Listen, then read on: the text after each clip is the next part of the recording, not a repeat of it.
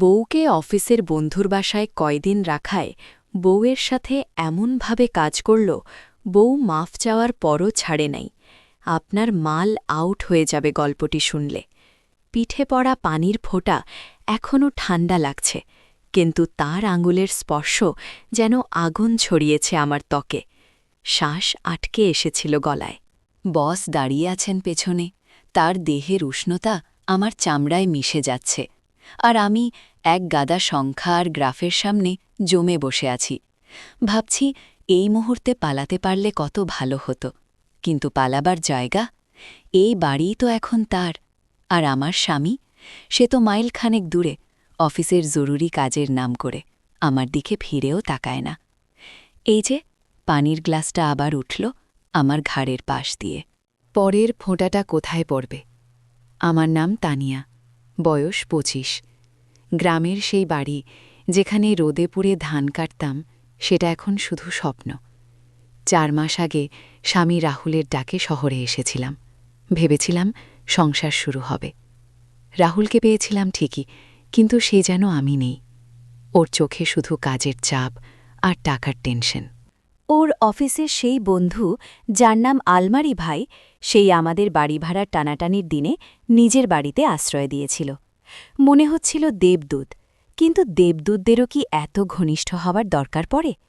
আলমারি ভাই, বয়স ৫০-এর কোটা পার, দেখতে ফিট, চেহারায় স্মার্টনেস লেগে থাকে। প্রথম দিন থেকেই বললেন, তানিয়া, বস বলে ডেকো না, আমার নামই ডাক। কথায় কথায় সাহায্যের হাত বাড়াতেন।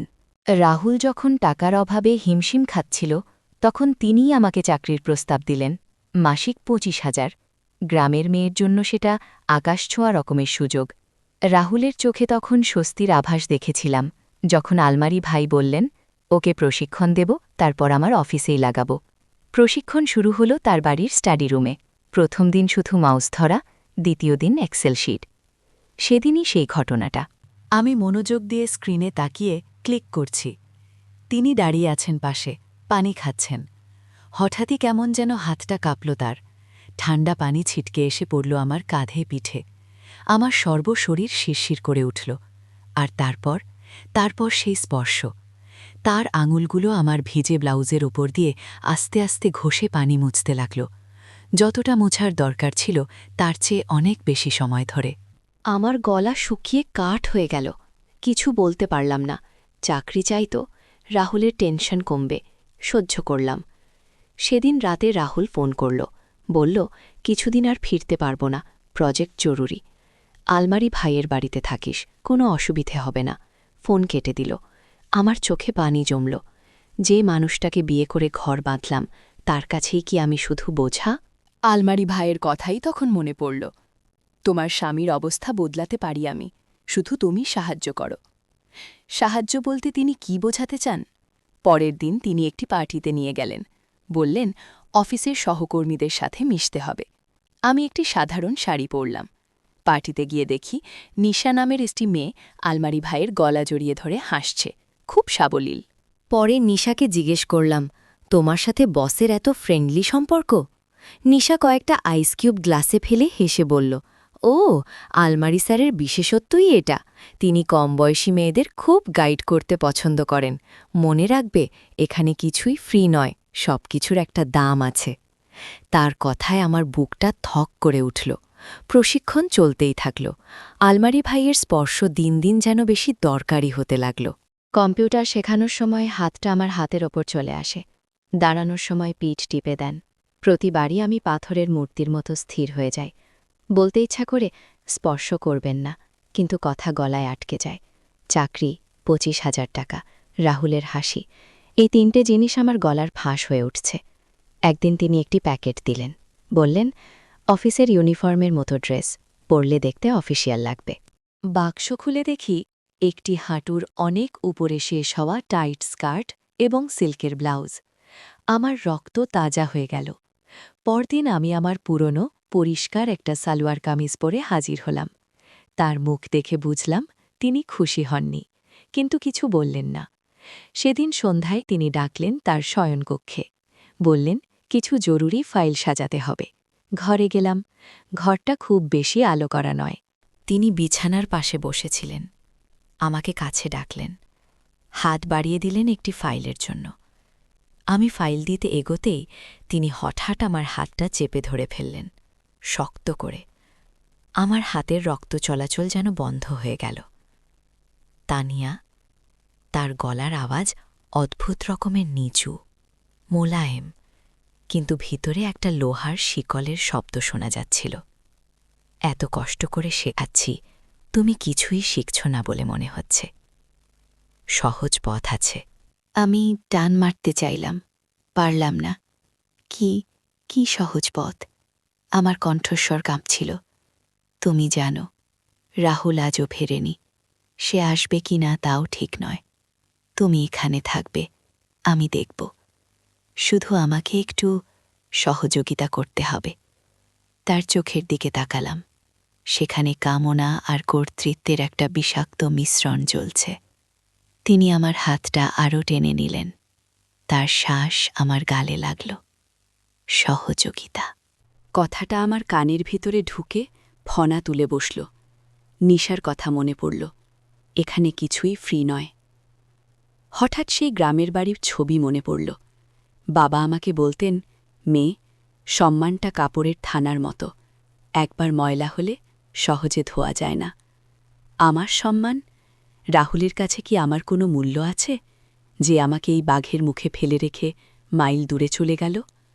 একটা অদ্ভুত শক্তি এলো শরীরে। আমি জোরে হাতটা ছিনিয়ে নিলাম, পেছনে 2 পা হটলাম। আলমারি স্যার। এবার আমার গলার স্বর শোনাতে লাগল নিজের কাছেই অচেনা, দৃঢ়। আপনার সাহায্যের জন্য ধন্যবাদ, কিন্তু আমার প্রশিক্ষণ এখানেই শেষ। আমি কাল সকালেই চলে যাব। তার মুখের হাসি মুছে গেল, চোখে এলো ধূসর রঙের রাগ। ভাবছ কোথায় যাবে? রাহুলের কাছে, যে তোকে নিয়ে টানাটানি করছে? তুই ভেবেছিস আমি টাকার অভাবে বাড়ি ভাড়া দিতে পারিনি? সেটা কি সত্যি ছিল? সব আমার প্ল্যান ছিল। রাহুলকেও কিছু টাকা দিয়েছি, যাতে সে দূরে থাকে। তুই এখন আমার হাতের মুঠোয়। মাথায় যেন বাজ পড়ল। রাহুল? সে জেনে শুনেই আমাকে ফাঁদে ফেলেছে। আমার নিজের স্বামী। পৃথিবীটা যেন হুট করে উল্টে গেল।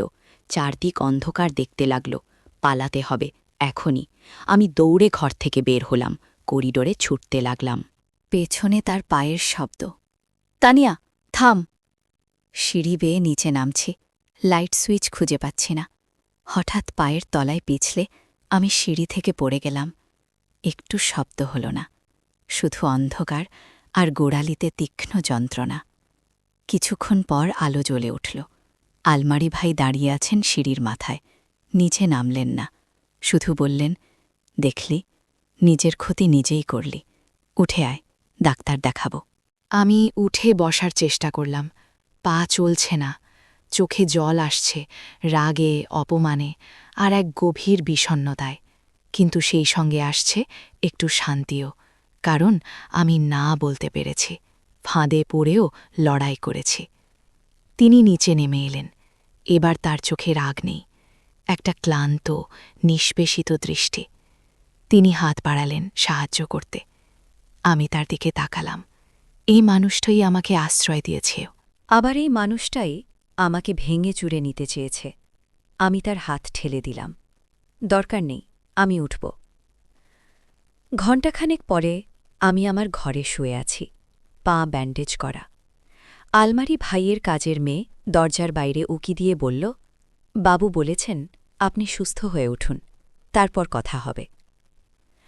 জানালা দিয়ে শহরের রাতের আলোগুলো দেখছি। রাহুলের ফোন নম্বরে আঙুল ঘুরছে। ডায়াল করব। যে আমাকে বিক্রি করে দিয়েছে, তার কাছে কি ফিরে যাওয়ার কোনো পথ আছে? না, নেই। কিন্তু যাই নেই, আমি এই বাড়িতে আর নেই। ফাঁদে পড়েও আমি নিজের সিদ্ধান্তটা নিয়েছি। প্রশ্ন হচ্ছে, পরের সিদ্ধান্তটা কি হবে? কোথায় যাব? শ্রোতারা, তানিয়ার গল্প এখানেই শেষ নয়। তার সামনে এখন 2টো পথ।